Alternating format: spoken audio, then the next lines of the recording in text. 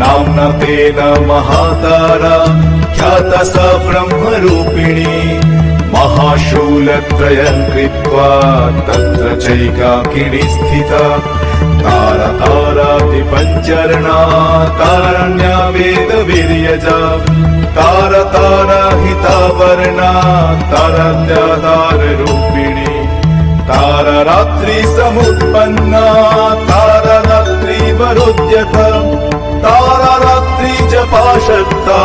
तारा रात्रि स्वरूपिणी तारा राग्विश्व संतुष्टा तारा राज्ञी वरप्रदा तारा राज्ञी स्वरूपा च तारा राज्ञी प्रसिद्धिदा तारेश्वरी च तारा भा तारा गण स्वरूपिणी तारा गण समाकीर्णा